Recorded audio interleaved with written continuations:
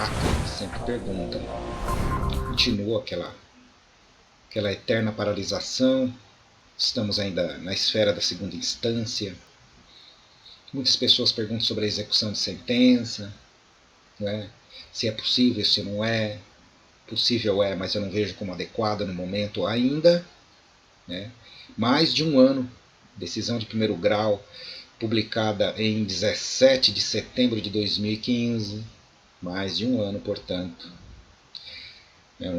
Pouco mais de um ano e 2 meses aí, caminhando para o terceiro mês. E ainda não vejo como adequada essa execução. Ok? Isso eu falo para muitos aí que me perguntam sempre e que me acompanham. Ainda está aquela polêmica da colocação do site da empresa no ar para divulgar aí as questões intrínsecas de dados de cada divulgador para fazer o seu pedido junto à justiça, né? E nada acontece. Enfim, no Acre ainda, né, há que se esperar. Existe ainda uma decisão recente contra o famigerado governador do Acre, que perdeu um recurso, tentando utilizar os recursos da empresa. Não é mais um recurso que ele impetrou, se não me falha a memória, no STJ, no Superior Tribunal de Justiça. Estou até consultando o celular que me mandaram o link. Vou tentar dar uma caçada aqui, ver se eu acho que foi o Renato Alves que me mandou. Vou até consultar aqui. E eles perderam mais uma vez a possibilidade, ainda bem, né, de utilizar esses recursos. Foi denegado a possibilidade do Estado utilizá-los, ainda bem. Isso é de extrema importância, né? Que isso não seja permitido. Não achei aqui, não foi o Renato que ele deve ter me mandou outras coisas, mas não foi ele. Depois eu vou puxar na memória, eu vou achar. E ele se deu mal, ainda bem, né? Porque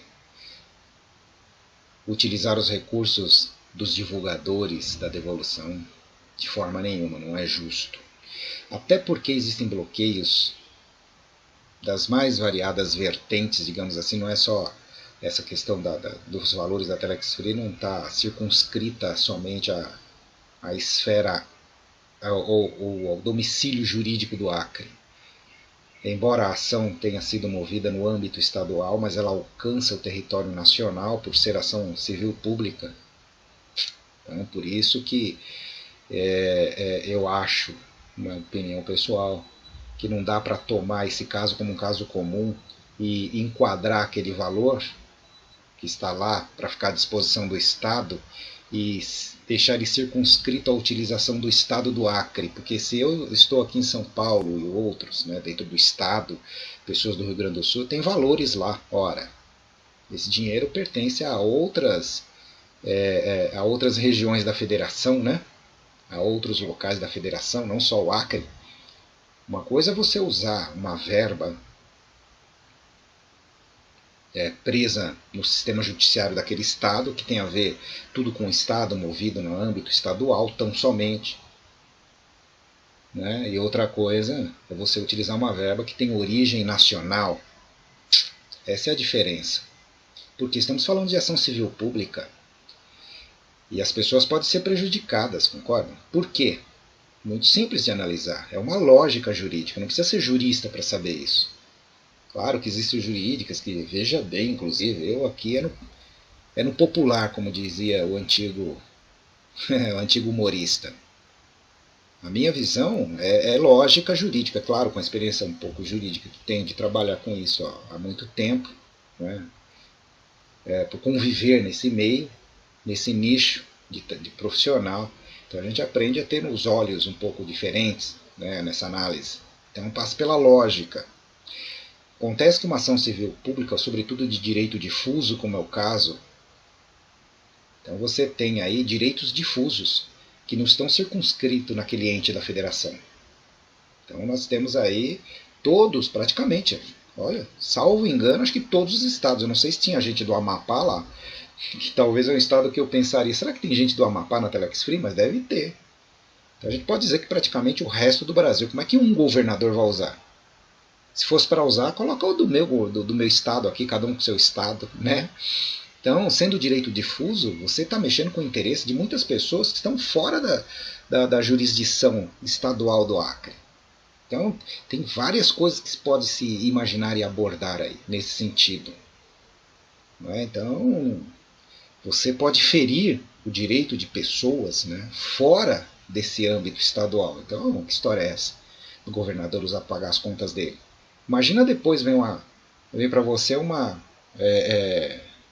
chamado precatório, né? Imagina você ficar com aquele papel 20 anos para receber depois.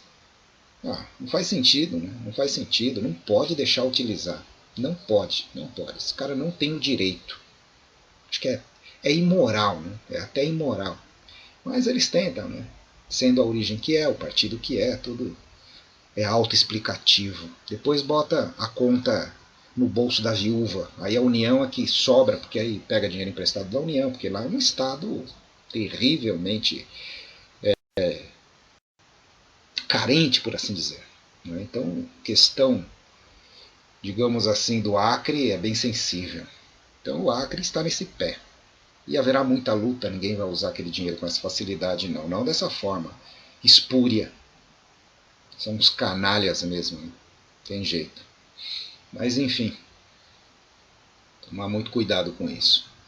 Agora vamos direto à questão, entender também. Veja só, estamos na esfera de primeiro grau também lá no Acre.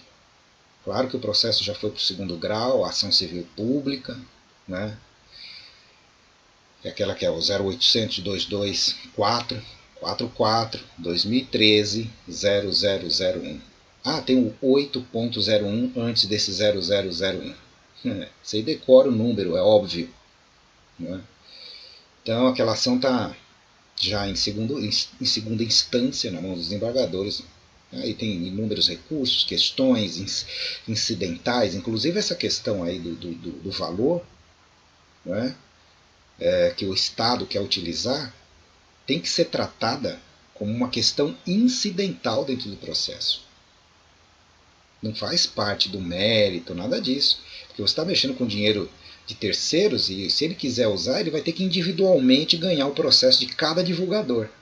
Porque é uma questão incidental, conforme o jurista afirmou no artigo em que li a respeito. E está correto.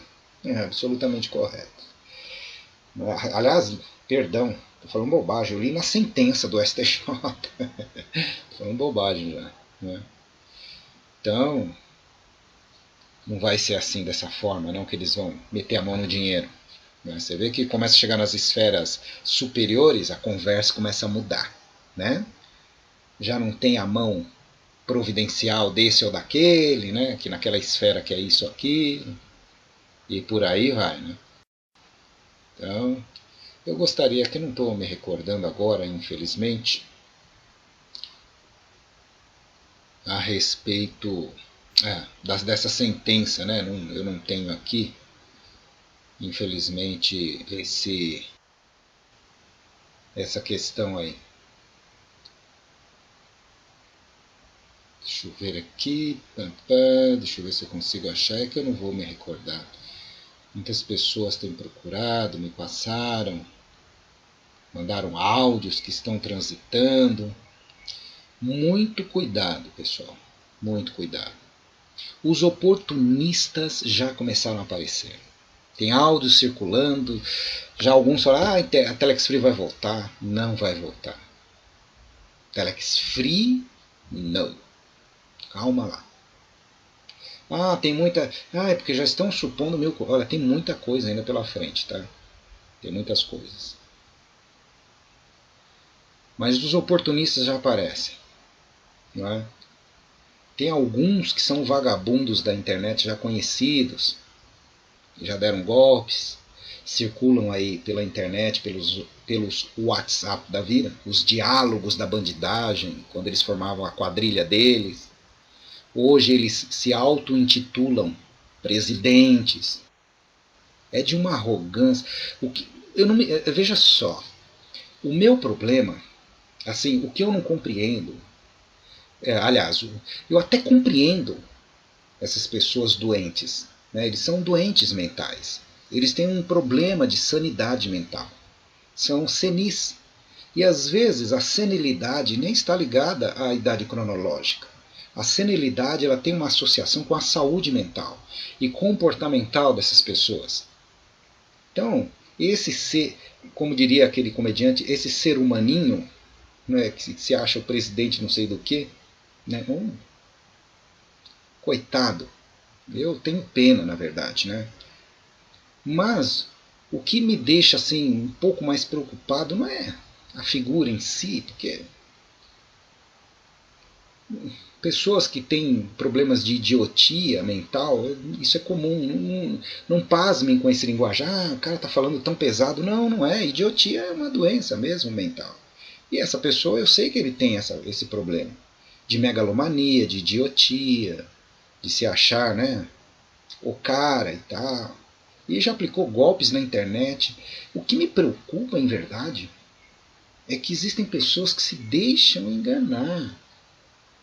Então um sujeito que entrou num grupo lá, que colocaram ele, me mandou o áudio. Gente, é de fazer dó. A limitação mental que você vê num áudio daquela pessoa falando, que eu estou me referindo a essa pessoa, né? É um bandido, né? Assim, um vagabundo mesmo, um canalha da pior espécie. Porque uma coisa é você se equivocar. É uma pessoa chegar para mim, olha, Castilho, eu entrei numa empresa, cara, infelizmente eu me equivoquei na análise. Ok, isso é possível. Agora, quando você detecta que essa pessoa é bandida mesmo, inclusive tem diálogos comprovando isso, né? Como eu te falei do WhatsApp, tem uma imagem ali que é reveladora, né? Como participava de golpes, tem até nomes, né? Tem até os nomes lá, tudo. É um triunvirato ali. São três ali que são famosíssimos. Mas tem gente que segue. Mas, na minha opinião, quem segue ou em sã consciência, né, participa disso, é tão canalha quanto, tão bandido quanto. Mas, então, só cuidado com isso. E é um oportunista que, se um dia surgir um projeto, alguma coisa, nossa, vai falar e vai se colocar como eu não falei, é um golpista da pior espécie, é nojento. Chega a dar ojeriza. Né? O cara é, meu Deus do céu, um canalha assim, impressionante. Impressionante. Mas eu não vim aqui para falar desse sujeito que ele não merece esse tempo todo de audiência, né? Como diz o Renato, vou ficar dando audiência para esse tipo de gente. É verdade. Mas o meu objetivo não é dar audiência para ele, é simplesmente alertar as pessoas. Cuidado. Cuidado que os oportunistas vão surgir. Aliás, já começaram a florescer. E aí é importante que vocês vejam o que eu vou falar agora para dar esclarecimento que se trata exatamente isso. Então vamos lá. Primeiro, decisão de primeiro grau. Fundamental entender isso. Mas foi uma decisão muito consistente, esse é o ponto. É diferentemente daquela do Acre. É diferentemente. Chamar aquilo de perícia, aquilo é um arremedo de recém-formados em contabilidade, direcionados, que fez aquela perícia que chega a ser, é hilária, né? Aquela perícia é hilária. Qualquer análise mais profunda ali joga aquela perícia ao ridículo.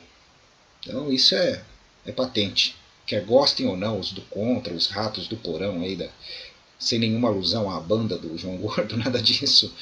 Mas os ratos da internet aí, esses daí, eles têm aquilo que a inteligência lhes pode proporcionar e analisar. Então esses daí nem se preocupem.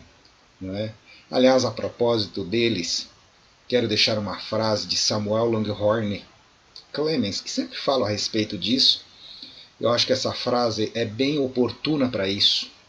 É um famoso escritor americano que ficou muito conhecido por um livro, Huckleberry Finn, muito famoso da literatura americana. Então ele dizia essa frase: nunca discuta com um ignorante. O ignorante aqui, gente, não é necessariamente ligado à questão escolar. Pelo amor de Deus, precisamos dissociar ignorante, que nem sempre está atrelado àquele cara agressivo, ah, você é um ignorante, não é isso. Mas esse ignorante é aquele que tem ausência de saber. E o saber aqui pode se estendendo um pouco mais essa questão para uma mais profunda filosoficamente falando. Esse ignorante é a ausência de conhecimento, é a ausência de sabedoria. Mas no caso desses que falam, os ratos da internet, esse ignorante está atrelado a algo proposital. Aí sim é o ignorante estúpido. Não é? Então, nunca discuta com um ignorante, um estúpido desses. Não vale a pena. Porque eles estão naquilo por mera deliberação ou mera liberalidade pessoal, entendeu? De querer achar que é isso. Eles não dão margem para interpretações que não seja deles, não discutem nada. Eles vão em algum lugar e postam que eles se consideram os gurus das pirâmides financeiras, que eles são entendidos do caso. Então, mesmo vai discutir o que com um estúpido desse, com um idiota desse? Nada. Porque ele vai te rebaixar até o nível dele e vai te vencer por experiência. Tão experientes que eles são. Então jamais se permita a entrar numa discussão dessa. Ou buscar informações. Porque antigamente me mandavam isso. Então, quando eu vejo da onde provém a fonte, a proveniência da informação, cara, já não vale nenhuma consideração. É como se hoje o Fernandinho Beiramar publicasse um livro sobre ética e alguém me submetesse, você acha que esse livro é bom? Leia. Quem que publicou? Quem é o autor? Fernandinho Beiramar. Ele veio falar sobre perdão, sobre não usar drogas. Acabou o crédito. Não dá para dar crédito a isso. Porque não existe a possibilidade de você discutir com um ignorante sobre um assunto que não lhe cabe, que ele não entende. Outros idiotas que têm, às vezes, sites que publicam coisas contra, por exemplo, a PayDiamond, atacando a empresa, como sempre fizeram. Aí você pega todas, eles atacam todas, na verdade. Para eles, tudo que existe, que não seja aquele modelão antigo, é pirâmide. Agora, que não é muito difícil acertar nesse meio, porque tem muitas empresas que assim se desenham, claro. Aí o cara acerta pelas obviedades, aí fala, não falei? E já faz uns 8 meses que só daqui 3 meses acaba, daqui 3 meses acaba. E agora estão de novo nessa pegada. Daqui a algum tempo isso vai deixar. Tá bom, então. Já estamos no segundo ano. E assim vai. Não é? Então, nem levam em consideração. E quando você lê o conteúdo linguajar e a qualidade do texto, aí, meu amigo, aí acaba tudo. Aí, então não percam tempo com esses ignorantes. É um alerta por causa do desdobramento da questão Telex Free. Alguém viu na Globo alguma notícia? Será que saiu no Fantástico? Aqueles profissionais, não vou nem falar do jornal, porque eu não posso falar do jornal. Então sempre falam do jornal lá da região do Espírito Santo, que sempre atacou a empresa. A instituição permite, ok, ela é responsável. Né, o editor, sobretudo, mas eles estão em busca de audiência, vai lá. Agora, o profissional que vai nisso e quer sua projeção através dessa análise rasa, estúpida e idiota, esse é que não vale nada. Tem uma jornalista lá, idiota, imbecil, que se deixou levar por essa onda e quis ganhar destaque.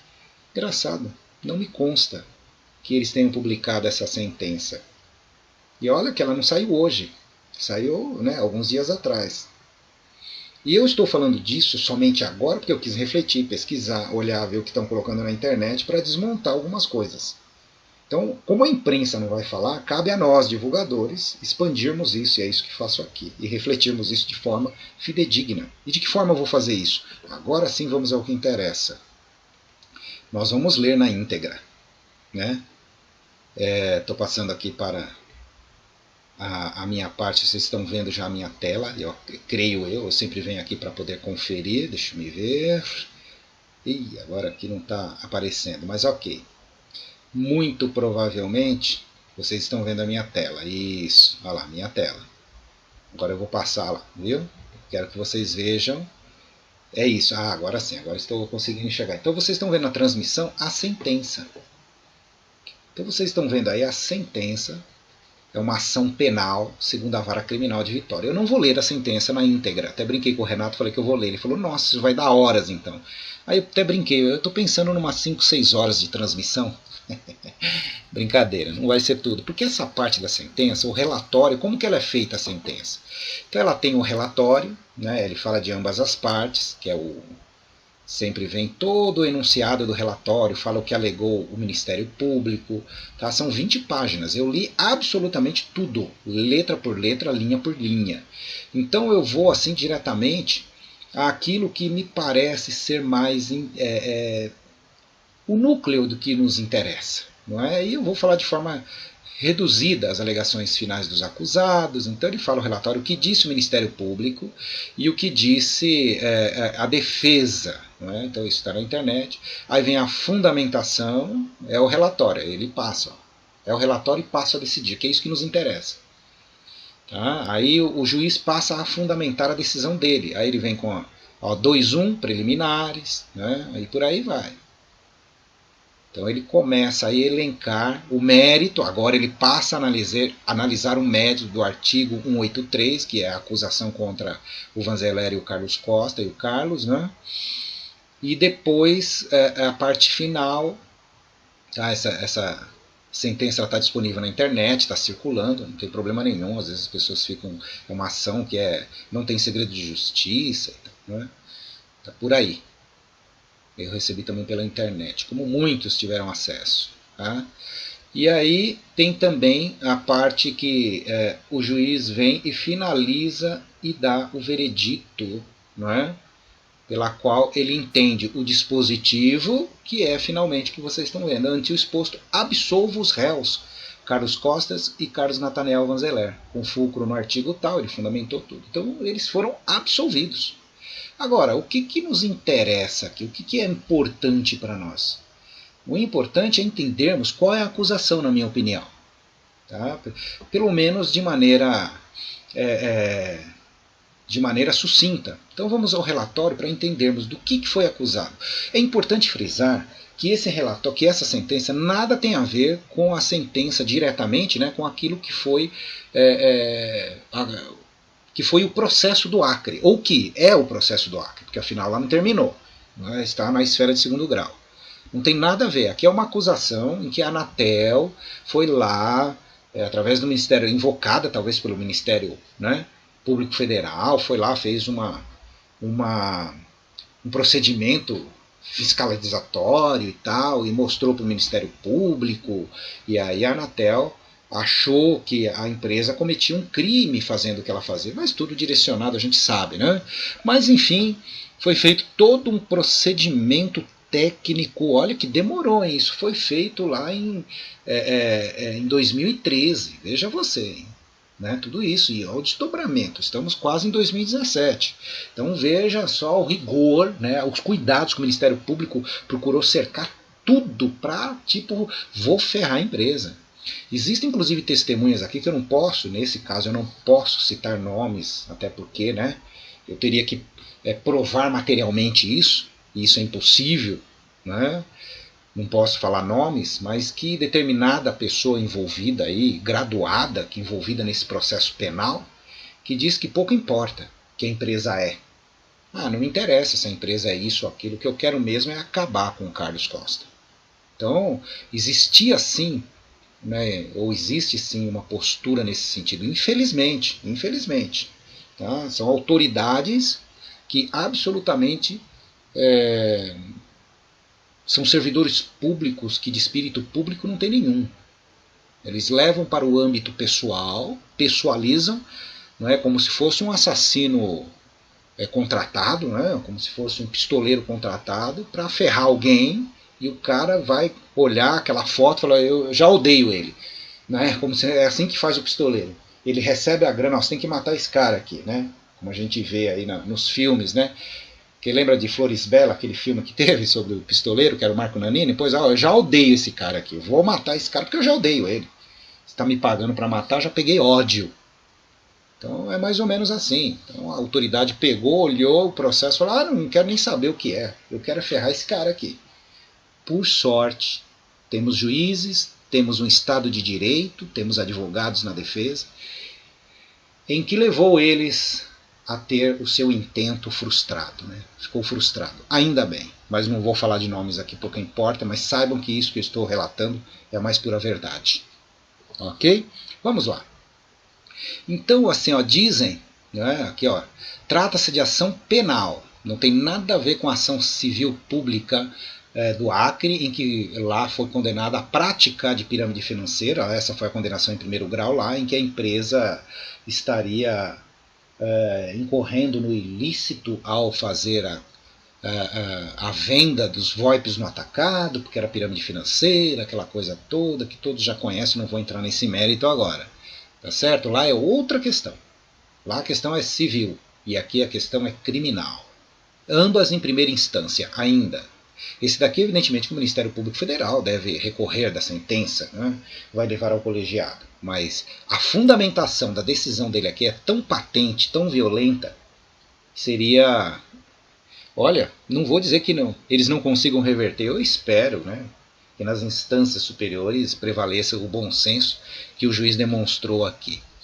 Então, aqui em síntese, é importante saber que foi o Ministério Público Federal que propôs isso contra a empresa, que propôs isso contra o Carlos Roberto Costa e o Carlos Nathanael Vanzeler, né? Eles já foram qualificados e é contra a pessoa deles. Tá? Aí a empresa, aqui como vocês podem ver, os agentes da Anatel foram atendidos pelo advogado da Impactos Comercial, que confirmou ser o serviço oferecido pela empresa um software para ser instalado em qualquer computador. Era aquele software que a gente colocava nos computadores que dava para fazer as ligações. Que aí veio aquele genial técnico, aquilo do SAI, né? que era aquela secretaria econômica lá do Ministério da Fazenda, lembra? A famosa secretaria que disse como é que poderia a empresa vender um software que era igual o Skype, que era de graça. Meu Deus do céu, quando eu leio, eu nunca mais esqueci disso. Como essas pessoas são, né, limitadas, né? Para abrir a boca e falar esse tipo de bobagem, deveriam ficar quietas, né? Ou quietas, melhor dizendo. Então, que diz que era igual. Então era o software que a gente usava só para fazer ligação para telefone comum. Porque o Skype faz ligação, como o nosso software fazia, ligação para telefone comum. Mas é tarifado e a empresa era imbatível na competitividade e no preço. Esse era o nosso diferencial de venda. É isso que os caras não atêm, né? Por isso que nós não éramos iguais e nunca fomos iguais ao Skype nesse ponto. Porque o Skype não competia conosco. E o Skype não precisava de autorização para fazer isso naquela época. Depois eles se adequaram, né? Depois que a Anatel mudou as regras do jogo. Essa que é a verdade. Foi mudado durante o curso aí dos acontecimentos. Então vamos lá. Então eles confirmou que o serviço oferecido pela empresa é um software ser instalado em qualquer computador, o qual permitia a ligação entre computadores e de computadores para qualquer celular ou telefone fixo do Brasil e de vários outros países. É fato, era isso que a empresa vendia. Não o de computador para computador. Aquele preço era para qualquer celular ou telefone em que se podia fazer a ligação. Após as referidas visitas, segundo a peça inaugural, ou expõe a exordial, o que é exordial ou exordial, como preferirem? É a inicial da ação. Tá? Aqui tem uns juridiquês aqui que às vezes é bom falar. Constatou que a empresa prestava o serviço, a Anatel dizendo, tá, de comunicação multimídia, o chamado SCM. É disso que a empresa foi acusada, de usar de maneira irregular esse tipo de serviço, dizendo que a Impactus utilizava isso. Tá? Tendo em vista que o curso das chamadas evidenciava que essas se originavam do computador do assinante, mas em algum momento saíam da internet, é verdade. Rede do SCM, saíam do serviço de comunicação multimídia e entravam na rede de telefonia pública fixa ou móvel, tá? Que é o chamado STFC, que é a telefonia fixa, sistema de telefonia fixa comutada, deve ser, eu não me recordo o que é esse C, e o SMP, que é o serviço, né, móvel de telefonia público, serviço móvel público de telefonia, tá? Da rede pública. Operação que somente prestadoras autorizadas de serviços de telecomunicações podem realizar. E aí eles vêm relatando isso que concerne a acusação contra o Carlos Costa e o Vanzeler. Tá? Então, aí eles afirmam ainda que a Anatel, né, fazia a exploração clandestina de atividade de telecomunicação em relação ao SCN. E prestavam o STFC, comutado, como eu disse, Serviço Telefônico Fixo Comutado, sem a devida autorização da Anatel. Só que a Impactus não fazia isso. A defesa mostrou isso. E também explorava o serviço simultaneamente, originava e terminava ligações na rede pública de telefonia, com o uso do callback. O que era o callback, para quem não se recorda? Você ia até um telefone fixo, ou um orelhão, ligava num determinado 0800, e lá, específico, e lá você definia para qual número você quer ligar. Aí você definia qual número, e aí você ficava esperando, a ligação voltava para você e você estabelecia a conexão. E dizia-se que isso era proibido, ou é proibido até hoje. E aí foi, só que o que acontece, eu não vou ler tudo aqui, tá? A denúncia foi recebida em 26 de 1 de 2015, pelo juízo da primeira vara criminal desta seção judiciária, e ante a apresentação de resposta à acusação, o Ministério Público Federal requereu a juntada da informação policial, ratificando os termos da denúncia, e eles foram citados. Tá aqui, folhas 42 e 44. Aí a resposta à acusação apresentada pelos réus. E aí foi dada a resposta. Houve acolheu a exceção de incompetência. Aí vem aquelas coisas que a gente chama de incidental no processo, que não faz parte do mérito, são incidentes. Aí teve que distribuir a ação penal, foi distribuída por dependência nos autos do IP. O que é um IP? É um inquérito policial. Lembra que o Carlos Costa foi até uma delegacia na época para ser ouvido e tal. E aí foi acolhida, essa exceção de incompetência e foi digamos assim, passado para o juiz da segunda vara. Bom, isso aqui são realização de... Aí, olha só, isso é interessante. Realizada a audiência de instrução, foram ouvidas as testemunhas Daniel Quintão Ferreira, André Lovati, que é um delegado federal. Esse Daniel Quintão, pelo que eu vi aqui, ele é um especialista, um engenheiro em telecomunicações. Inocêncio Pereira Reis Neto, que é o Pelé Reis, que todo mundo conhece. Ulisses Cavalcante da Silva Filho, Rogério Aguiar Glória, Leide Januário Araújo e tal, e por aí vai, as testemunhas. Então eles foram ouvidos e tal. Agora, o que me estranha, gente, em que no momento que tinha essas oitivas, tem os assessores técnicos, tá até aqui, finalmente foram interrogados os réus por último, E na fase do artigo 402 do CPP, que é o Código de Processo Penal, o Ministério Público requereu que fosse expedido ofício ao fiscal da Anatel, que é o Daniel Quintão Ferreira. Aí foram formulados quesitos, e foi indeferido pelo juízo. Porque eles fizeram alguma coisa, quiseram manipular alguma coisa, o juiz indeferiu. Isso aí vai dar pano para manga, pode ter certeza. Aí o Ministério Público Federal entrou com as alegações finais, sustentou a irregularidade dos serviços e por aí vai. Isso aqui tudo é relatório, tá, pessoal? Isso que é importante. Quem quiser, congela e lê. E aí, se quiser me perguntar, pode mandar, porque eu li isso aqui na íntegra. Tá? Então, sustentando preliminarmente, nas alegações finais, que é aquele momento que se ouve todas as testemunhas, avalia todas as provas, aí existe lá a defesa que se manifesta e vai daqui, vai de lá. Aí no final o juiz colhe tudo de uma parte de outra. Antes dele prolatar a sentença, ele dá um prazo, acho que de 15 dias, me parece. Não sei se o Ministério Público tem direito ao dobro, ao triplo disso. Tem algumas condições processuais que não vem ao caso, pouco importa também, porque eu não estou aqui para discutir Código de Processo Penal, e nem o Código Civil e muito menos o CPC, que é o Código de Processo Civil. Isso pouco importa, antes que alguém me corrija nisso, pouco importa. O importante aqui é que as alegações finais é dada nesse momento. Então as duas partes ou tem prazo comum, dependendo se for digital, ou então tem prazos sucessivos, sempre deixando a defesa por último, o que é muito comum, o que é correto, para que a defesa possa ter amplo direito ao contraditório, que é a chamada contestação daquilo que é apresentado. Então, nas alegações finais, o Ministério Público disse que existia regularidade nas provas, porque a empresa disse que não eram regulares algumas provas e tal. e divulgadores da Telex Free, ou seja, que tinham conversas em que revelariam a irregularidade da prestação de serviços da Impactus, no sentido do callback, no sentido... Enfim, toda aquela papagaiada que a Anatel alegou. Tendo vista que a mesma não se trata de prova emprestada, porque fazia parte de outro inquérito, tá? Bom, enfim. O juiz acolheu essas provas, enfim, o Ministério Público contra isso não pode se insurgir, né? E por aí vai. No mérito sustenta que a empresa Impactus Comercial, isso o Ministério Público, tá, pessoal, realizava o fornecimento de serviço SCM, que seria irregular sem autorização, e é mesmo, sem autorização da Anatel, uma vez que o curso das chamadas evidenciava que essas se originavam do computador dos assinantes, mas em algum momento saíam da internet. Só que o detalhe, meu amigo, enquanto estava no computador da empresa, seja pelo computador ou seja pelo dispositivo chamado ATA, lembra do aparelhinho ATA?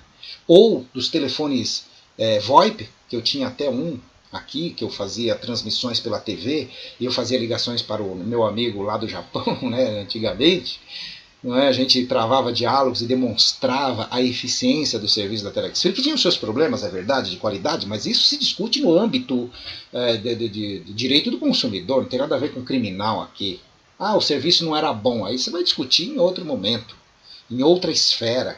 Aí que cabia uma ação contra Impactus, mas na esfera de direito do consumidor, da ineficiência, de pedir o dinheiro de volta, enfim, isso era outra questão, não é aqui o caso abordado. Mas eu demonstrei várias vezes aqui como o serviço funcionava, né? Eu falei muitas vezes com o Jean no Japão, falei nos Estados Unidos com meu amigo Marco Almeida, falei simultaneamente com os dois, um no Japão e outro... eu me recordo, eu falei no Japão e falei com o Marco também nos Estados Unidos, muito interessante, fiz várias demonstrações aqui, né? Então, se originavam da onde? Em algum momento saíam da internet, né, que não tinha irregularidade, e entravam na rede de telefonia pública. Só que a porta de entrada, ficando descaracterizado, portanto, serviço de valor adicionado, devendo haver outorga da Anatel. Só que quem fazia essa transposição, por assim dizer, para a rede pública eram empresas contratadas pela Telex Free que tinham autorizações lá nos Estados Unidos. Atendiam todos os requisitos nesse sentido. Porque nos Estados Unidos, o que houve contra a empresa também não foi a questão do produto, do serviço oferecido. Lá as razões são outras, que têm a mesma teratologia do Acre. Isso é outra questão. Mas não havia irregularidade, não é? Então aquelas empresas que faziam essa transposição tinham autorizações, a Telex Free tinha. Alega que mesmo que o serviço VoIP fosse prestado pela Telex Free NC, com autorizações nos Estados Unidos, a partir do momento que houvesse tal serviço no Brasil através da Impactus Comercial, esta última deveria possuir as autorizações necessárias no país. Mas não tinha, não era através da Impactus Comercial, porque a gente assinava, a Impactus representava a Telex Free, que oferecia o serviço lá, não era a Impactus que oferecia o serviço. Então não tinha que ter autorização aqui. Então, é bem interessante isso. Prossegue no sentido que também houve exploração do serviço STFC, porque ia para telefone fixo, né? Uma vez que a empresa explorava serviço que simultaneamente originava e terminava ligações na rede pública de telefonia com o uso do callback. Só que ninguém provou nada. E aí vai. Vamos lá, vamos em frente. Ok, ele admite, é isso mesmo, e vamos em frente, pessoal. Então, tudo isso quem alegou foi a empresa, quem alegou foi o Ministério Público Federal, né, que ofereceu denúncia com base nas averiguações e fiscalizações em que houve a intervenção da Anatel, em que ela, digamos assim, se apropriou, né, é um termo bacana, se apropriou dos servidores da empresa, da Impactus e tal, para tentar provar tudo isso e não constatou nada. O serviço era prestado lá fora, meu Deus. Ela aprendeu, essa que é a verdade. Foram apreendidos todos os servidores da empresa Impactus aqui no Brasil. Estão em poder da Justiça Federal. E aí eles vão, nossa, que eles continuam alegando. Aí tem os detalhes, tá? Só que aí, né, aí vem a Telex Free, que passou a se defender. Não é? Tem um juiz aqui, o Ministério Público, sempre falando e tal, em relação aos contratos. deixa eu ver, em relação aos contratos firmados entre as empresas dos réus e as alegadas companhias com outorga internacional, pugna que todos sejam considerados pertinentes por não guardarem relações com os fatos. É mole? Impertinentes, ou seja, olha a saída do Ministério Público. Não considera, eles não têm relação. Não tem. Imagina, o momento que a ligação partia para o sistema público era justamente o que descaracteriza o crime, eles falam que são impertinentes. Eu vou te contar uma coisa. Claro, bobinhos eles, né? É a mesma questão do Acre. Desconsidera o contrato e você transforma a empresa naquilo que eles querem que seja. Só que aqui o juiz não desconsiderou. Lá no Acre, infelizmente, desconsideraram e infelizmente lá a empresa foi condenada. Mas calma, tudo seu tempo. Vamos lá. Aí eles falam de tempo, porque segundo o Parquet, que é um Ministério Público, né, tal contrato teria em verdade sido estabelecido entre a Brazilian Help e a iBases, ou iBases, como preferir, sendo sua congênere no Brasil a World Exchange Intermediações e Negócios, cujos sócios são Febe Vanzeler de Almeida e Souza e Marilza Machado Vanzeler. Menciona ainda que apesar da Voxbras dar suporte às operações da Telexfin no Brasil e de ter autorizações SCM e STFC, porque a empresa se adequou. Eles mudaram a lei no meio do caminho. E aí a empresa se adequou. Foi só isso. Comprou a Voxbras e acabou o problema. Tal empresa somente foi adquirida pelos denunciados em maio de 2013. Porque eles mudaram a lei antes. Pouquinho antes. Justamente dentro do período em que a Telexfin estava sendo submetida à fiscalização da Anatel. Só que a Anatel muda e correu, vamos fiscalizar. Cambada, né, cara? Desse modo o crime já estava consumado. Quando da compra da empresa com ortoga no Brasil. Só que o serviço era prestado lá fora. Não adianta. Né? E por aí vai. Gente, o negócio é extenso. 20 páginas. Não vou ler tudo. Aí vem as alegações finais dos acusados. Né? Eles dizem que há uma inépcia da denúncia. O juiz rechaçou isso. Portanto, deveria ser rejeitada a denúncia nos termos. Ok. Assim, esses detalhes, o que nos interessa é que a empresa foi simples, né? O juiz foi simples. Vamos lá, eu não vou ler tudo isso não. Vamos lá. Vamos à parte em que o juiz, é o relatório e passa a decidir. Isso que nos interessa. Perdão. Então ele analisa as preliminares, ele aceita que aquelas provas são válidas, tudo isso, olha lá. Quanto à alegação de nulidade do procedimento pela falta de apreensão de equipamentos à realização da perícia, entendo que essa questão diz respeito ao exame do próprio mérito da causa, mais precisamente no que diz respeito à existência ou não de prova de materialidade delitiva, razão por que será abordado mais adiante. Então, por aí vai. Vamos lá. Deixa eu me ver. O juiz rechaça o argumento da empresa, ele acolhe as provas, tá? Acolheu o mérito da questão do caso da prova, aí, acolheu sim como prova, aquela prova emprestada, ele diz que não é emprestada, faz parte sim de todo o bojo, considerou isso como parte integrante do processo, sem problemas. Aí diz, olha, com razão o Parquet Federal, ou seja, o Parquet, pessoal, em juridiqueza, é Ministério Público, tá? Parquet Federal, quando esclarece que não há que se falar em prejuízos para a defesa, até porque, ainda que se tratasse de prova emprestada, e como visto, sequer é este o caso, já que a prova foi produzida nos autos do inquérito principal, aos quais o presente feito estava inicialmente apensado, o contraditório a ser exercido sobre a medida cautelar de busca e apreensão, pela própria natureza da prova, é diferido, inclusive para os próprios investigados, sob pena de perda da eficácia. Então, o juiz acolheu, dizendo que a prova é lícita, que foi apreendida num procedimento que está apensado ao processo, e por aí vai. De outra banda, em relação ao depoimento... isso é legal. De outra banda, em relação ao depoimento da testemunha André Lovati, não há motivos para invalidar essa prova, porque a empresa pediu para invalidar o depoimento do André Lovati, que é um delegado federal. Tá? Dado que não tem lugar no caso a aplicação da teoria dos frutos da árvore envenenada, pois, como registrado acima, esse julgador considerou válida a utilização da prova documental emprestada. Tampouco tem pertinência o envio dos autos para a instauração de inquérito policial contra o mencionado indivíduo, uma vez que não se vislumbra no seu depoimento nenhum dolo de falso testemunho. Não é? Ok. Vamos em frente. Em relação aos documentos juntados em língua estrangeira, ok, aqui tem uma alegação que a empresa quis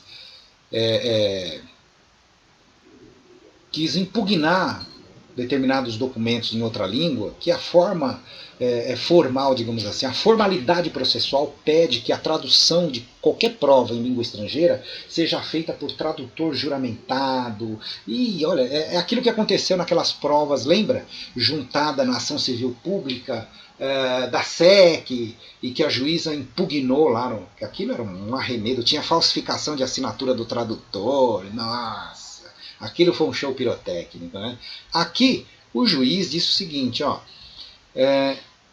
em relação aos documentos juntados em língua estrangeira nas alegações finais do Ministério Público Federal ou Parquet, quadra destacar que os mesmos não serão utilizados para a formação do convencimento deste julgador. Então, é como se ele impugnasse, tá? Considera inexistir motivo para sancionar de nulidade a juntada do documento. Ele nem levou em consideração. É como se ele disse, para mim é nulo, mas não vou considerar nulo. Muito bom. Por fim, tampouco se está diante de cerceamento de defesa. Aí vem. Como se sabe, a expedição de rogatória, fala da questão, né? Tá bom. Deixa para lá, isso aqui é incidentes de processo. Ademais, como consignado na decisão, o objeto dessa prova, está falando ainda da prova, então não interessa ainda essas coisas estrangeiras. Aí afastou todas essas preliminares, aí vem o mérito. Agora fica interessante. O crime atribuído aos acusados é isso que vem. O crime atribuído aos acusados é aquele previsto no artigo 183 da Lei 9.472/97. Vamos conhecer o enunciado. Esse é o mérito, esse é o núcleo da acusação do Ministério Público Federal, que foi proposta, né, que foi provocada pela Anatel, pela irregularidade, pelo crime que estaria cometido pela Impactus. Não Telexfree, Telexfree não tem nada a ver com isso, ok? Artigo 183. O que diz o artigo 183 do Código Penal? Desenvolver clandestinamente atividades de telecomunicações. Essa é a acusação. Pena, detenção de 2 a 4 anos, aumentada da metade se houver dano a terceiro, e multa de R$10.000. Tá? Então aumentaria, por exemplo, vai acusar 4 ao máximo, e pode aumentar mais 2, totalizariam 6. Se caso essas telecomunicações, por exemplo, vamos supor que há lá o cara abre uma rádio clandestina. Vamos lá. Aí ele começa a falar, tal, isso e aquilo, e fazer propaganda do João da esquina e tal. Aí ele pega o dinheiro dessas pessoas. Ok? E aí em determinado momento pegou o dinheiro e sumiu. Ou não falou, enganou os caras. Como o cara é clandestino, como é que você vai processar o cidadão? Né? Aí fica difícil, não tem como citar e tal. Aí vamos dizer que a Anatel foi lá e pegou e prendeu o dono da rádio clandestina. Muito bem. Prendeu, tá. Aí vem essa empresa que pagou, olha, eu não sabia que ele era clandestino. Então ele me deu um prejuízo. Ele causou um dano financeiro. É isso aqui, houver dano a terceiro. Quem é o terceiro? Quem fez o anúncio na rádio, sem saber. Ou seria aquele anunciante de boa fé, né, que foi vítima da má fé desse cidadão. E aí a condenação seria mais a metade, é o agravante, o chamado agravante na pena. Então colocaria mais metade da pena, ou seja, condenou a 4, mais 2, condenou a 2, mais 1, e assim vai. Parágrafo único. Incorre na mesma pena quem, direta ou indiretamente, concorrer para o crime. Quem é que faz isso? Vamos supor que o cara da rádio, tudo isso em tese, tá, pessoal? Ele tem alguém lá que também sabe da falcatrua, que é o vendedor, que vai de rádio, que vai em comércio vendendo o anúncio. Esse, né, é aquele que concorre ou incorre na mesma pena, né, porque indiretamente ele concorre para o crime, entende?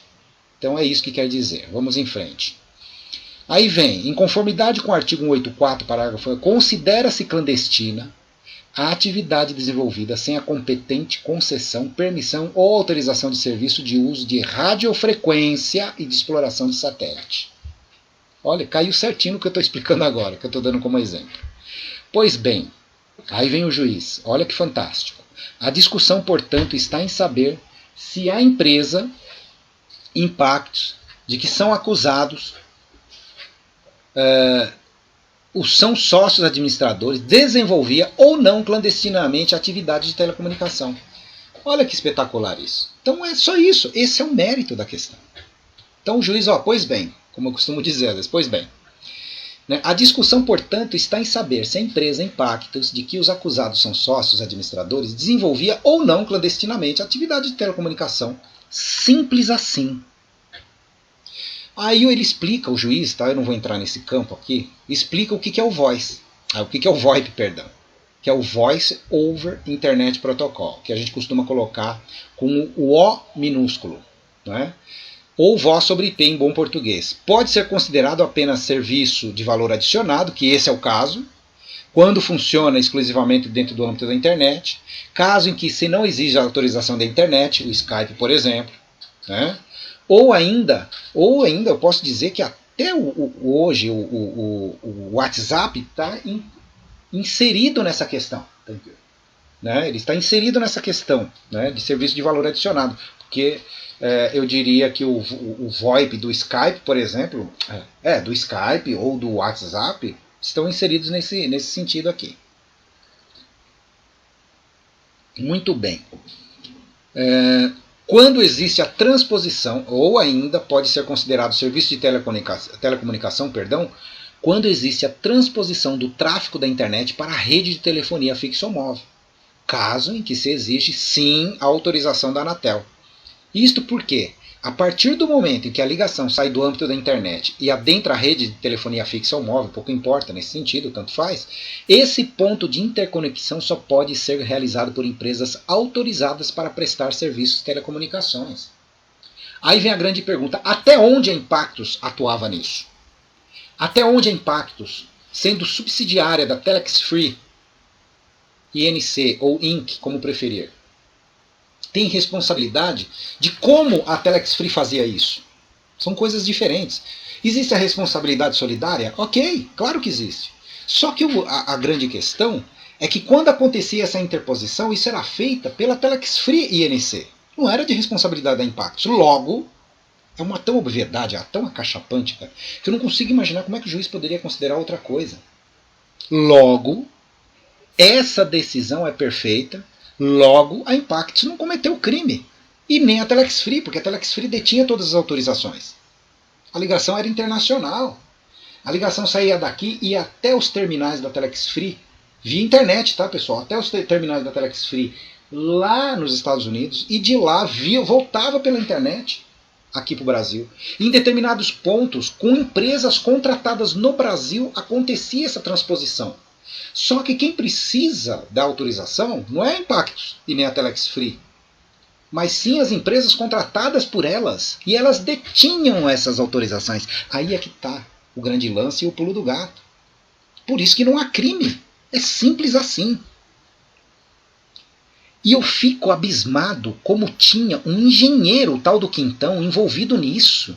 Como é que pode ser tão infantil, profissionalmente falando, em cair numa cilada dessa? Em oferecer para o Ministério Público uma denúncia, que por sua vez acatou essa denúncia, também foi infantil, e impetrar uma ação criminal contra as pessoas por um crime inexistente. Gente, é impressionante o simplismo disso. Procurem no dicionário a diferença entre simples e simplista, que é muito diferente. Eu, às vezes, uso esse termo, as pessoas pensam que eu estou usando o simples e o simplista, digamos assim, né? Por assim dizer, como se fossem termos correlatos. E eles não são. Tá certo? São coisas absolutamente diferentes. Simplista é uma coisa e simples é outra. Então vamos lá, para entendermos.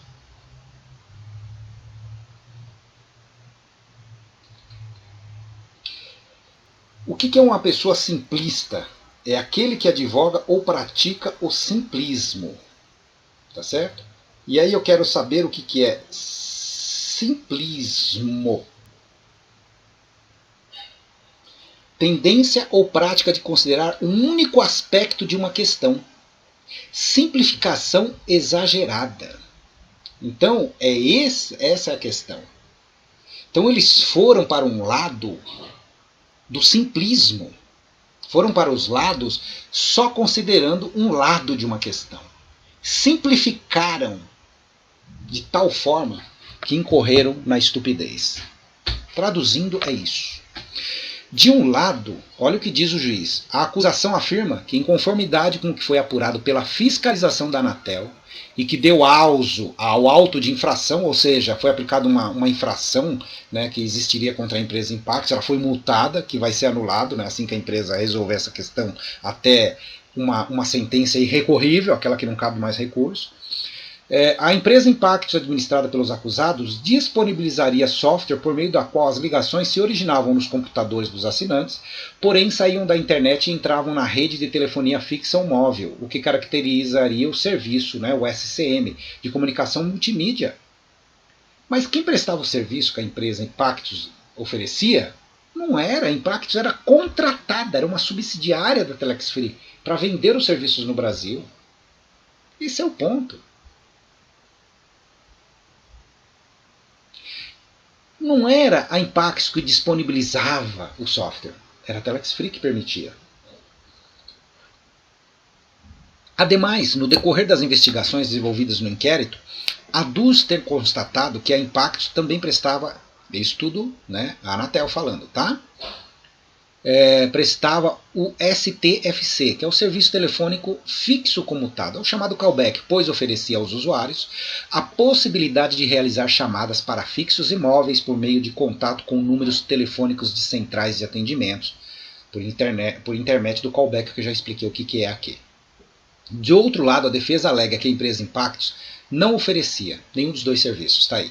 Sustenta que toda a infraestrutura usada pelo aplicativo 99 Telex Free para originar as chamadas se encontrava situada nos Estados Unidos da América. Acrescenta que a Impactus se dedicava somente a assuntos inerentes a marketing e divulgação, viabilizando ainda o atendimento em língua portuguesa e desempenhando outros papéis de cunho administrativo, ao passo que a Telex Free era quem prestava o serviço de valor adicionado, promovendo a interligação deste com serviços de telecomunicações de empresas autorizadas. Acabei de falar tudo isso. Bom, claro que eu falei baseado em tudo aqui. Além de conhecer profundamente Telex Free, falei baseado no que eu já li da sentença, que eu já não estou lendo pela primeira vez, não estou lendo pela primeira vez, não senhor.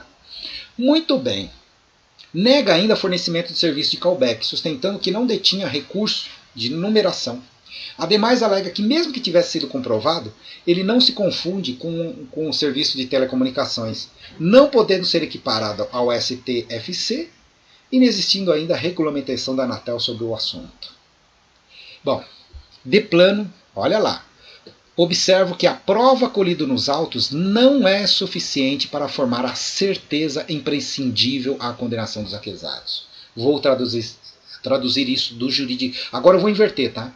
O juiz aqui, ele foi assim muito sucinto para nós, que mexemos nessa área jurisdicional. Ele foi bem popular, foi bem coloquial, por assim dizer. Eu vou para o juridiquês, agora eu vou fazer o crime, vou fazer o contrário. Eu vou complicar a vida para as pessoas não entenderem. Traduzindo, no mundo jurídico, significa assim, ó, in dubio pro réu. Na dúvida, tá certo? Tem dúvida? Não está clara? Falta prova? As provas não são consistentes? Cadê os servidores que faziam o 0800? Cadê os relatos? Prova para mim? Não tem. Vocês vão ver mais adiante, né? Não tem a prova, então, já que não tem a certeza, entendeu? Em dúbio pro réu, é assim que funciona. De plano, observa, vou ler de novo, que isso é bonito de ler, hein? Ah, meu Deus.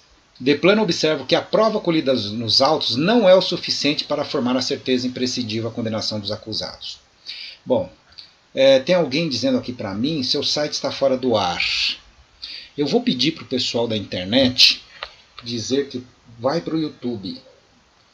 No YouTube deve estar sendo transmitido ao vivo e com tranquilidade. Por alguma razão meu site foi derrubado, como sempre acontece. Eles vão e mandam ping lá, não aguenta, né? O site cai. Mas vai no YouTube, que no YouTube não acontece. Deixa eu pedir para a Liliane. É verdade, Liliane. Vou até mandar um áudio. Bom, Liliana, eu estou ao vivo aqui. Todos estão me ouvindo. Estamos aqui ao vivo na TV Carlos Castilho. Eu vou pedir a gentileza para você, para que você entre no YouTube e divulgue para mim, por favor. Espalhe a informação de que pelo YouTube, né, é um ataque que sempre acontece, né, quando a gente procura ajudar os divulgadores, isso é muito comum. Então, a minha página no YouTube é fácil, o meu canal, melhor dizendo. Você vai digitar youtube.com/Carlos E. Castilho. Carlos E. Castilho, depois da barra. Então é Carlos E. de Eduardo, que é meu segundo nome, que eu pouco utilizo, e Castilho com LH no final, tudo junto, Carlos E. Castilho, e vai sair na nossa página e você poderá acompanhar ao vivo. Obrigado, minha amiga. Muito bem, prosseguindo com a transmissão, obrigado a Leilane. Pode ser excesso de acessos, viu? Né? Pode ser. Obrigado a Leilane aí pela informação. Muito bem. Até peço ao amigo, apesar que ele não deve estar disponível agora, né, eu até queria que ele estivesse, para que nós pudéssemos ver se é possível restabelecer o Rafael Spila. Vou ligar para ele enquanto converso com você. Se ele me atender ao vivo mesmo, falhou a ligação. É que eu quis fazer ligação de vídeo, aí não funciona mesmo. Por enquanto, vamos lá. Então, enquanto chama ele aqui, eu vou continuar aqui, tá certo? Então, olha que importante isso. Vou ler de novo essa frase que ela é muito bonita. De plano, observo que a prova colhida nos autos não é suficiente para formar a certeza imprescindível à condenação dos acusados.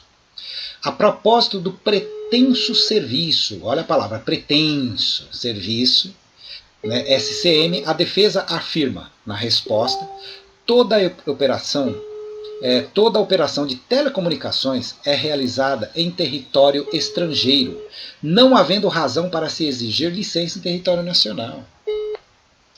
Não funcionou, né? Ligando para o Rafael. Então o que eu vou fazer aqui? Primeiro, a Leilane agradece. Leilane. Ok, Leilane, por favor, verifica se deu certo a sua entrada no YouTube, se você teve acesso à transmissão ao vivo, por favor, só me reporta que deu certo ou não, para que eu fique tranquilo, né? Apesar de que isso ficará gravado e as pessoas terão acesso amplo no futuro. Obrigado. Então vou tentar aqui falar com o Rafael via telefone mesmo, né? Quem sabe eu dou sorte, ele me atende, o homem é super ocupado. Né? Então, muitas das vezes eu não consigo falar. Vamos lá. Toda operação, ok, já li isso, esclarece no tocante que todas as chamadas do serviço fornecido, independentemente de onde o usuário se iniciasse, né, era comutada, ou seja, era passada para a rede pública, tá certo? Saía da rede internet e ia para a rede pública de telefonia pelos Estados Unidos por meio dos servidores da Telex Free, empresa detentora de todas as lições pertinentes naquele país. Então a Telex Free INC estava perfeitamente amparada pela, tecnicamente, digamos assim, amparada pela legalidade.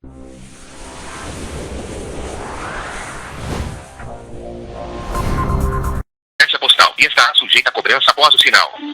É assim. Tá certo, Rafael? Ao vivo.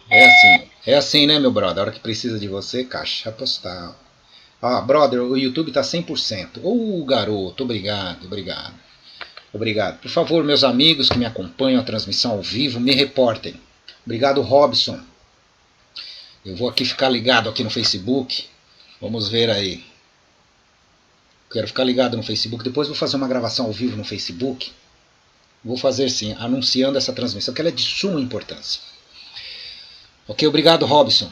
Deixa eu ver aqui quem mandou isso. Robson. Ah, o Robson é da nossa equipe na Peidar. Pois bem, vamos lá. Vamos lá. Em seus memoriais, os acusados repisam a tese, insistindo que o serviço de comutação em si, ou seja, a transposição do tráfego da internet para a rede de telefonia fixa ou móvel, acontecia no exterior, e a partir daí a operação seguia de forma normal. Opa, Nathaniel, várias pessoas compartilhando, valeu, obrigado a todos vocês, irmãos. Puxa vida, eu tô assim, cansado aqui, sabe, até consternido com esse acontecimento de hoje. Hoje eu não tô bem sentimentalmente, né? Essa coisa do Chapecoense realmente me abalou, cara. Porque envolve muito mais coisas em si. Não é só o futebol, não é pelo futebol que eu estou assim, entendeu? Essa minha sensibilidade ela está à flor da pele por outras questões que transcendem o futebol. Tem a ver com humanidade, tem a ver com pessoas. Mas enfim, famílias, pai, mãe, as avós. Bom, começo da minha transmissão, eu já coloquei tudo para fora. Vamos lá. Vamos lá. A operação seguia de forma normal em conformidade com os acordos de interconexão entre as empresas estrangeiras e nacionais de telecomunicações, como se observa em uma chamada internacional normal. E é verdade. Aí a empresa diz aqui, explica, né? O juiz extrai, né, daqui uma parte da defesa e coloca aqui. Tá? Ok. Mas até que é interessante. Vou pegar só essa parte aqui. O 99 Telex Free permitia originar chamadas destinadas a praticamente qualquer dispositivo terminal no exterior, via infraestrutura que se encontrava nos Estados Unidos. Né? Servidores e data center, utilizando linhas privativas e ou infraestrutura de comunicação e transmissão de uma operadora de serviço de telecomunicações. O usuário, para que realizasse uma chamada, independentemente do país de origem, instalava no computador por meio de um login e uma senha pessoal, né, o softphone, que era o nome do nosso software, conectava-se com os servidores da Telex Free nos Estados Unidos via tecnologia VoIP. Nesse momento a empresa realizava uma interligação por meio de sublocação com as empresas prestadoras de serviços de telecomunicações internacionais. Percebe? Valeu. Esse é o Vila Nova. Ô Vila Nova, você anda sumido, hein, rapaz? Vamos conversar, precisamos conversar urgente. Você é nosso parceiro aí. Preciso falar com você mesmo. Vamos lá. Uma interligação por meio, que diz que está tudo certo no YouTube, por meio de sublocação com as empresas prestadoras de serviços de telecomunicações internacionais, a eBases ou iBases, IDT ou IDT e a Liga Telecom. E etc., porque a empresa tinha muitas empresas contratadas, né? Que por sua vez faziam as interconexões na rede pública de telefonia. Essas empresas aqui citadas acima, elas tinham autorização, mediante contratos com as demais empresas do ramo no restante do mundo. Com isso, a Telex Free possibilitava o acesso indireto a terminais de operadores devidamente licenciados pela Anatel. Esse é o ponto, não é? Olha, eu vou te falar uma coisa, viu?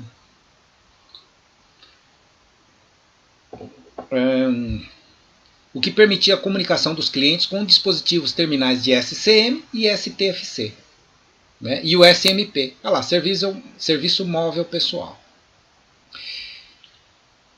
No mesmo sentido, os dizeres do réu Carlos Nathanael Vanzeler, que é o Vanzeler, em seu interrogatório, aí ele explicava, aí aqui são palavras, né, do Vanzeler, aí, né, e prosseguiu ao responder outra pergunta formulada pela defesa, e por aí foi. Então tem aqui a testemunha. Tá? De sua parte, o parquet não... Olha que legal, isso é importante. De sua parte, o parquet, o Ministério Público Federal, não logrou êxito em demonstrar que a interconexão entre os meios de propagação, que é a passagem de comunicação do tráfego de internet para a rede de telefonia, no caso dos autos, ocorria dentro do território nacional. Notadamente porque não conferiu qualquer relevância a tal circunstância para a configuração do arquétipo penal. Agora isso aqui vale uma explicação. Eles não conseguiram comprovar, e não tem como, né? Claro que não consegue. Comprovar o crime. Qual era o crime? De que a Impactus era quem fazia a utilização dessas comutações. Tanto uma quanto outra, do serviço móvel e do serviço fixo. SMP lá, STFC, né? Enfim, eles não conseguiram comprovar. Eles não deram relevância para isso. Eles quiseram linkar, quiseram traçar uma responsabilidade solidária.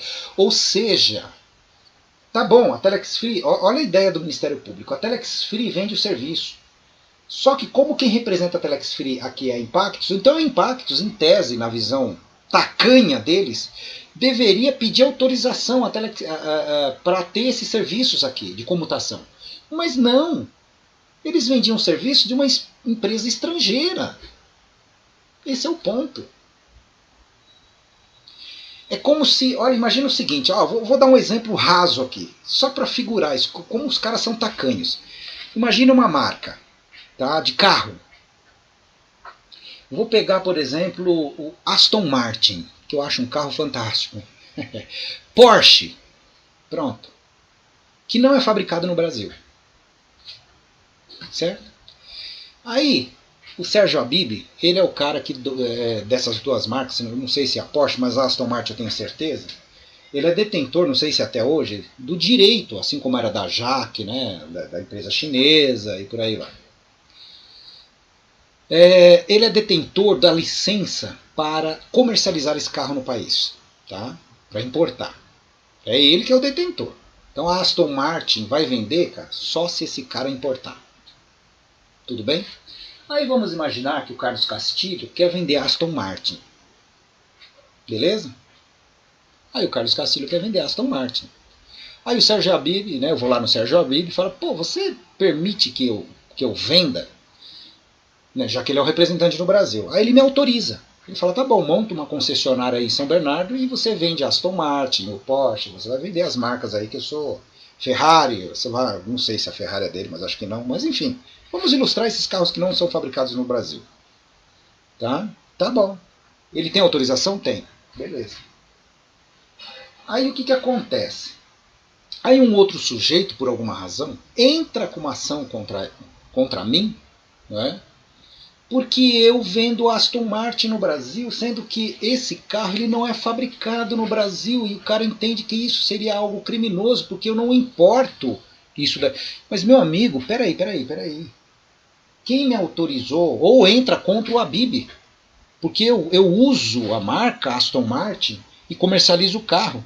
Aí o Habib é processado pela Anfávia, por exemplo. Por alguma razão, por usar essas marcas. Fala, mas meu irmão, como é que você vai processar o cara sendo que ele tem autorização para isso da empresa matriz? Ele utiliza, não é, a estrutura da Aston Martin, que é fabricar o carro lá fora, e o carro já vem montado.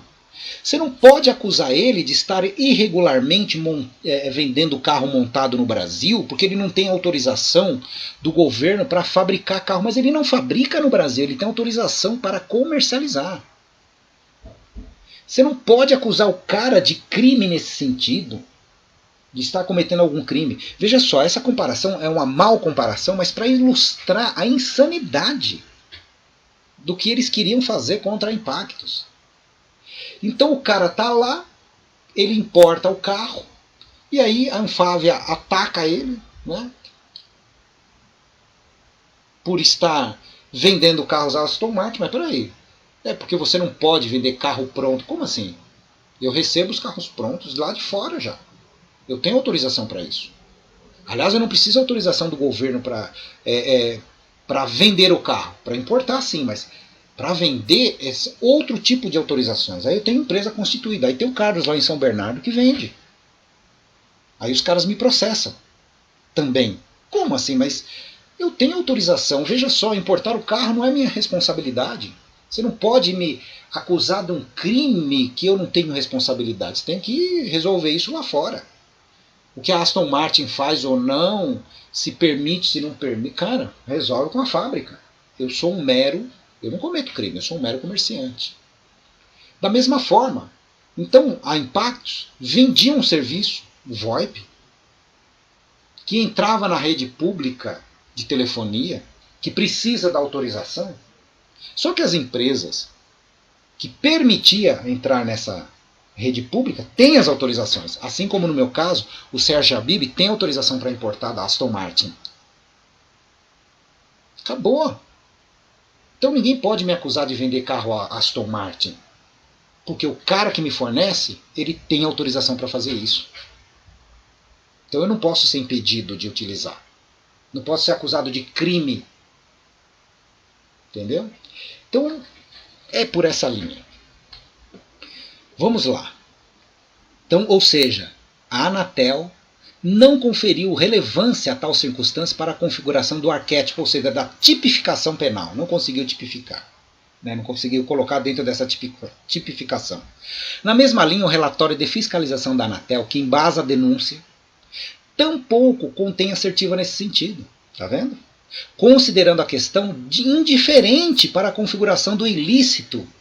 Como é que, também do aspecto administrativo, como é que pode? Como é que pode? Fala para mim como é que pode deixar tão irrelevante uma questão dessa.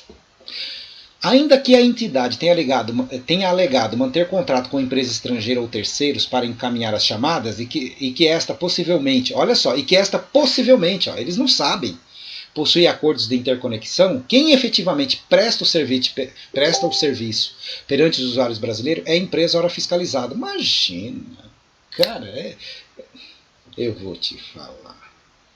Em outras palavras, não é permitido que uma empresa sem qualquer outorga da agência contrate uma estrutura de telecomunicações de empresas autorizadas e passe a prestar serviço de telecomunicações perante os usuários. Como não? Como não? Em outras palavras, não é permitido que uma empresa sem qualquer outorga da agência contrate uma estrutura de empresas autorizadas. Meu pai! Veja só. A análise do processo revela que a acusação considerou irrelevante e, como consequência, não se desincumbiu do ônus de comprovar o lugar em que se daria o serviço da comutação em si. Claro. Como considera irrelevante? Se ela está acusando daquilo, cara, ela tem o ônus de provar. Ela que tem que provar o ilícito. A transposição do tráfego da internet para a rede de telefonia fixa ou móvel. Penso, entretanto, que essa questão é de fundamental importância para a resolução da lide. É lógico, esse é o cerne, é o mérito. Pois não faria sentido falar que o que atrai a necessidade de autorização da Anatel é exatamente a interconexão, que essa acontece fora da área submetida à sua fiscalização. Ou seja, vou traduzir, pois não faria sentido falar que o que atrai a necessidade de autorização da Anatel é exatamente a interconexão se essa acontece fora da área submetida à sua fiscalização. Ou seja, qual seja, acontece nos Estados Unidos, não está sujeito nos Estados Unidos essa análise. Esse é o ponto. A Anatel não tem jurisdição para fiscalizar nos Estados Unidos essa questão. Então, olha, foi tão infantil essa denúncia. Né? Muito bem. Tal é a conclusão que se extrai do próprio depoimento prestado pela testemunha arrolada pela acusação, o fiscal da Anatel. É um engenheiro, gente. Por ocasião de uma inquirição em juízo, esclareceu categoricamente que a partir do momento em que essa ligação sai da nuvem, ou seja, sai da internet, e entra numa outra rede, ou fixa ou celular, aquele ponto é o que a gente chama de interconexão. Ora, se a interconexão agora falo eu, se a interconexão é lá nos Estados Unidos, vai lá nos Estados Unidos fiscalizar. Somente prestadoras autorizadas de serviços de telecomunicações fazem interconexões entre elas. Inclusive é obrigatório. Então, para fazer essa interconexão, para prover esse meio de interconexão, só uma empresa autorizada. De ver-se que a obrigatoriedade de autorização da Anatel é direcionada justamente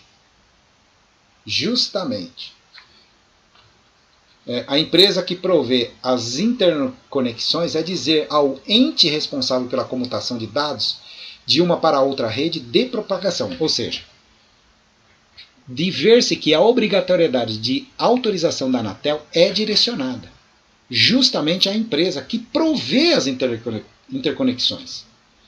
É dizer ao ente responsável pela comutação de dados de uma para outra rede de propagação. É o Marcelo aqui também falando.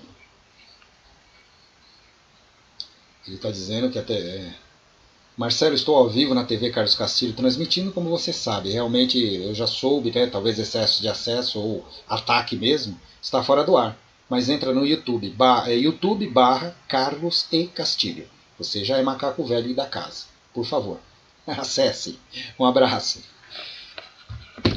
Se, na hipótese sob exame, não houve comprovação de que a comutação de dados ocorria dentro do território nacional, não é cabível cogitar-se da imprescindibilidade de autorização emitida pelo órgão de fiscalização destinado ao controle de atividades de telecomunicações no Brasil, notadamente para o efeito da responsabilização na esfera penal.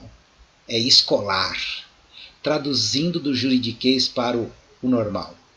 Meu amigo, ninguém provou que a comutação acontecia dentro do território nacional. Logo, você não pode tipificar um crime se isso acontecia fora do Brasil. Não dá para você responsabilizar na esfera penal os acusados. Relembrando novamente o depoimento do fiscal da Anatel, que então é possível perceber que, quando indagado especificadamente em relação a esse detalhe, destacou a necessidade de existir uma empresa nacional prestando serviço, sendo inclusive a responsável diante do usuário em caso de reclamação. Ahá! Quer reclamar? Vai para cima da empresa. Vai, Anatel, vai lá descobrir qual é a empresa que fazia a comutação e ver se ela não tem autorização, mas prove. Esse é o ponto. Aí vem o juiz. Olha que legal isso. Ora, penso que essa questão é de direito do consumidor. Porque estamos falando de prestação de serviço, né, cara? Se falar em qualidade, porque o VoIP, não sei o que, muitas pessoas falavam, né? Então tá com problema o VoIP, direito de consumidor. E pode até refletir no campo do direito administrativo, mas na esfera do direito penal é absolutamente irrelevante se questionar para quem o usuário formalizaria a eventual reclamação quanto ao serviço prestado. Ainda que o usuário se dirigisse a impactos para tanto, como poderia ser o caso se a transposição da internet para a rede de telefonia fixa ou móvel realmente era, como afirmam os acusados, executado por empresa estrangeira fora do território nacional? Isso não alteraria em absoluta conclusão. Ou seja, mesmo a Impactos recebendo autorização para comercializar o serviço, ela não poderia ser responsabilizada por essa questão criminalmente.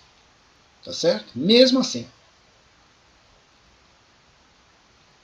Não cabe à Anatel, nem aliás a este juízo, averiguar se a empresa norte-americana era ou não dotada de autorização. Ui, que canelada, hein? O juiz deu uma canelada na Anatel. Gostei. Sendo certo que eventual violação ou inobservância do regramento estrangeiro não se inclui no espectro de alcance de norma penal brasileira. Já ouviram falar em soberania?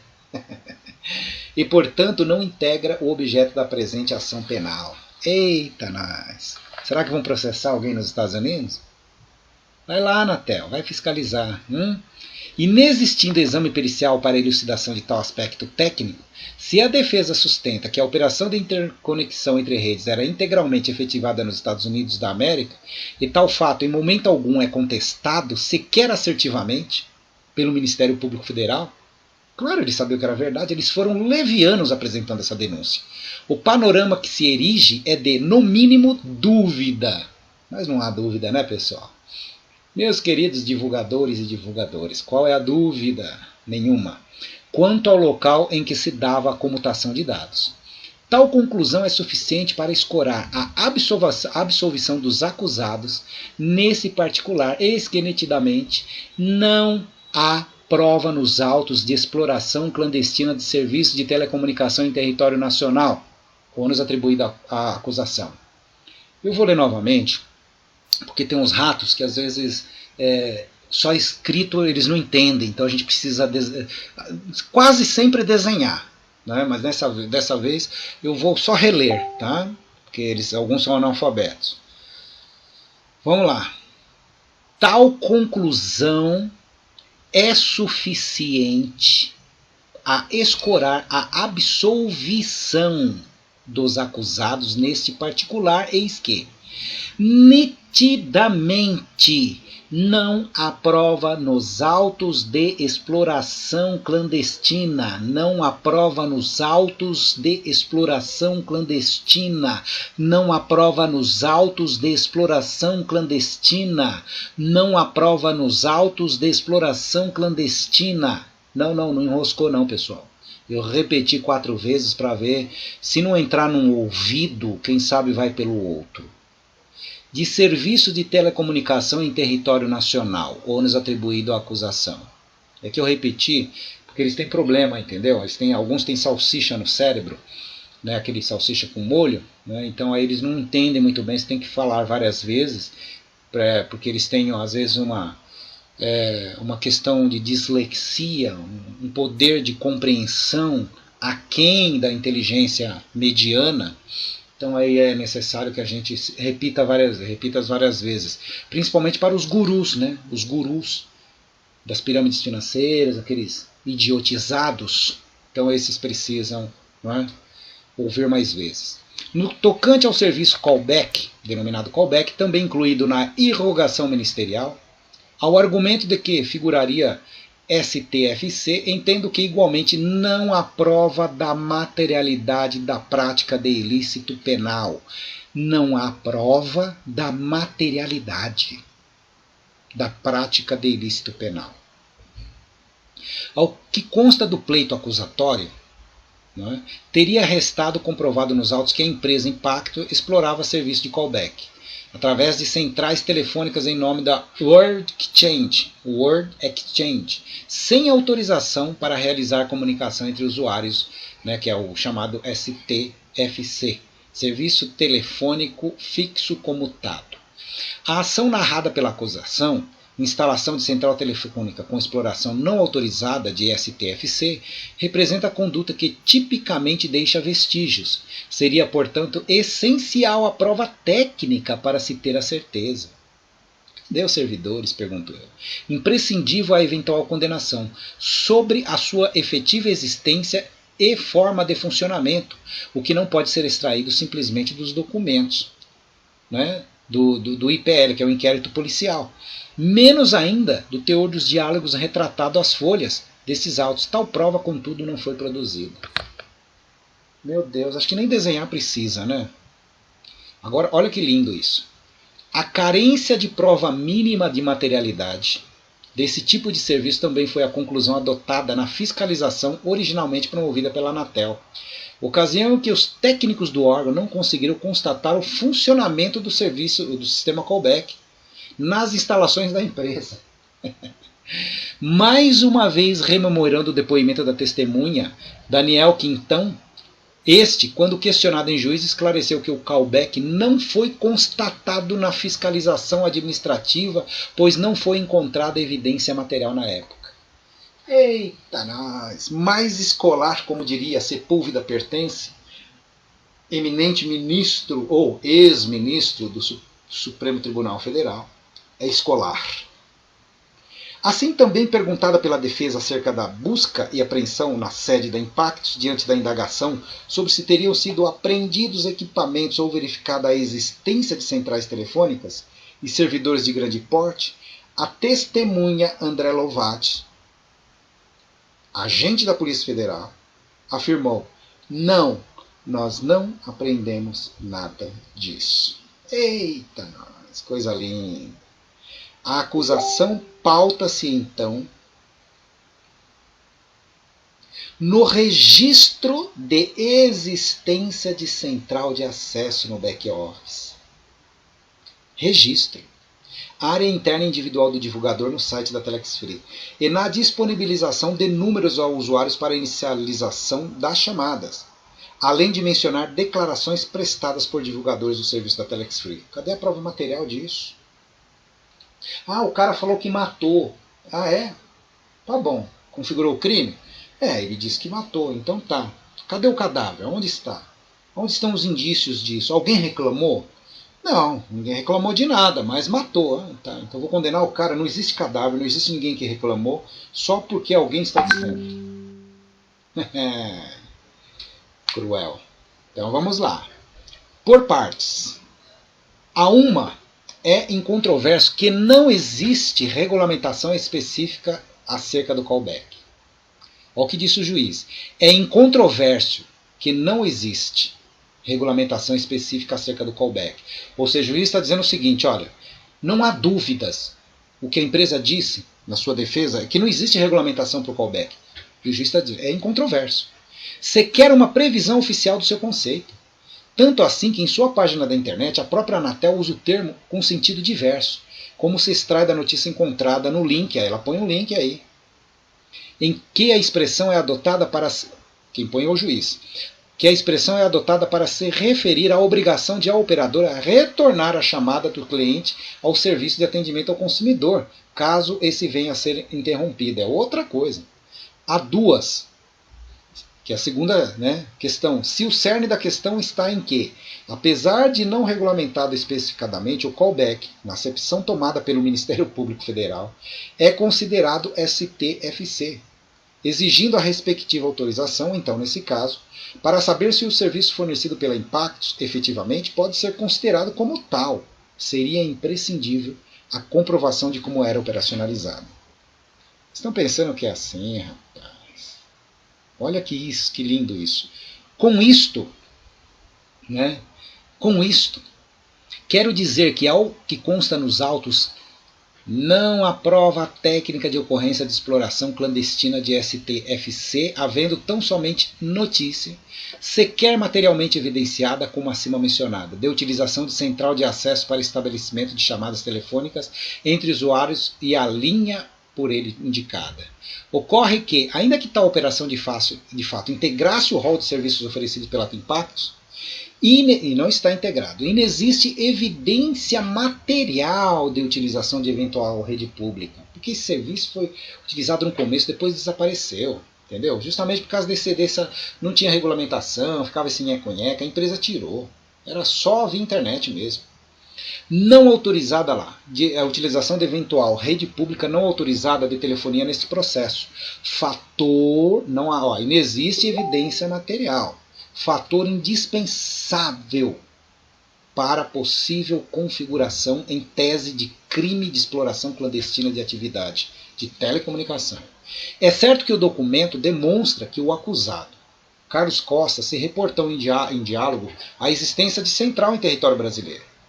O que até poderia, em existindo o contexto que desse suporte, somar o conjunto probatório. Não obstante, ou seja, no entanto, porém, todavia, seria imprescindível a prova material da existência da central.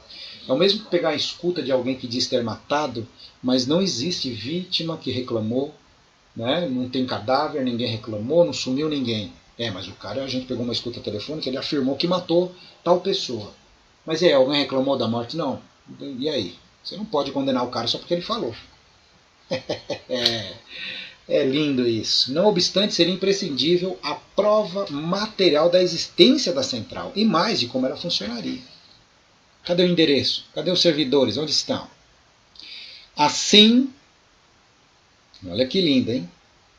Assim, a partir dos elementos que integram o caderno processual, e o IP, o inquérito policial, não é possível afirmar que os dados de comunicação de alguma forma ingressavam clandestinamente na rede pública de telefonia durante as operações qualificadas como callback, se existentes, sendo possível admitir-se em tese que toda a conexão fosse realizada através da infraestrutura posta e autorizada das operadoras de telefonia em funcionamento regular no país. Tal pormenor técnico, que não é tão pormenor, modo de estabelecimento e de propagação das chamadas pela rede de telefonia, revela-se determinante, é assim que diz o juiz, para a conformação do tipo penal invocado pelo órgão ministerial, destinado principalmente à tutela do sistema de telecomunicações. Então é muito importante. Esse pormenor técnico, ele seria fundamental para tipificar o ilícito, tipificar o arquétipo penal, como eles disseram lá, como disse o juiz lá atrás, que foi invocado pelo parquê, pelo órgão ministerial, pelo Ministério Público Federal. Contudo, tal particularidade não foi corroborada durante a instrução processual pela acusação, que se limitou a consignar assertivamente, ou seja, insistentemente, certamente, com com precisão que a existência de callback apenas comprova a utilização de STFC para a qual a Tax Free não detinha qualquer autorização. Realmente, ela não, mas quem ela contratou tinha. Discordando de tal inferência genérica, concluo que, ou seja, o juiz discorde, que é genérica essa acusação, que a míngua de prova de utilização clandestina da rede de telefonia fixa ou móvel, o pleito acusatório também nessa seara carece de fundamento material. A condenação não pode estar amparada em suposições. Será que a juíza do Acre não poderia ler isso? Porque ela supõe, porque existem indícios. Aí me pega uma prova daquela, que é uma piada. Meu Deus, como aquela prova é uma piada. Pega uma prova daquela, que ela pegou, né, que é o caso daquela grande perícia, e condena a empresa pelas suposições. Então tá aí, ó, uma lição para ela. Bom, esse é um juiz federal, né, sei lá. Vamos lá. A condenação não pode estar amparada em suposições e não permite espaço para dúvidas. Viu? Leia aquela perícia para ver se tem dúvida ou não. Cabendo em nosso ordenamento à acusação comprovar a materialidade e a autoria delitivas. No caso dos autos, conclui que o Ministério Público Federal, apesar de competente atuação no feito, isso aqui é aquela coisa, né? Vão bater e assoprar. Se fosse competente, eles não teriam feito essa cagada. Mas foram competentes, né? Cercaram de tudo quanto é lado. E eu concordo com o juiz nesse caso, né? Porque falar que eles foram incompetentes porque não produziram provas, como é que você produz prova de algo que não existe? É verdade, foram competentes. O único erro deles foi abraçar e oferecer uma denúncia de algo que não existe. Essa foi a bobagem, né? Não se desincumbiu desse ônus, ou seja, de fazer prova material. Isto é, não produziu prova suficiente para formar neste julgador juízo de certeza em relação à prática do crime previsto no artigo 183 da Lei 9.472 de 97, seja porque não demonstrou que a interconexão do serviço VoIP à rede de telefonia, que é a chamada comutação, se daria no território nacional, seja porque não comprovou a existência das supostas centrais telefônicas por meio das quais seria fornecido o serviço de callback e de que forma exatamente isso seria prestado. Aí vem o mais importante de tudo isso. Dispositivo. Temos o item 2, né? O 1, que é a consideração das preliminares, que o juiz anotou. 2, do mérito, e subdividiu, analisou cada item. E temos o 3, que é o dispositivo, finalmente o dispositivo, que é a decisão. Ante o exposto, absolvo os réus. Absolvo os réus. Absolvo os réus. Absolvo os réus. Não enroscou de novo. É só para colaborar com o pessoal do outro lado, para entrar nas orelhas dele. Absolvo os réus Carlos Roberto Costa e Carlos Nathaniel Vanzeler, com fulcro no artigo 386, inciso 7º do Código de Processo Penal, que é o CPP. Então está absolvido. E vem aí, certificado o trânsito em julgado, determina que se procedam as anotações e as comunicações de praxe, desse baixe na distribuição, arquive seus autos, sem custas. Então funciona dessa forma, pessoal. Como vocês podem ver, estamos voltando, né, com vocês aqui. Como vocês percebem, eu li a parte mais importante na íntegra, que é a questão da decisão, sempre recomendando para todos vocês que acompanham o caso, em que vocês se encontram aquelas pessoas que sempre estão atacando, aquelas pessoas que estão invariavelmente atacando vocês de forma gratuita, essas pessoas não vale a pena investir o tempo de vocês. Tá? Nunca discuta com um ignorante. Né? Ele te rebaixará até o nível dele e vai te vencer, porque ele tem muita prática disso. Nossa, e como tem. Não é? Muito bem, eu acho que foi uma transmissão profícua, eu sei que foi um pouco longa, eu reconheço,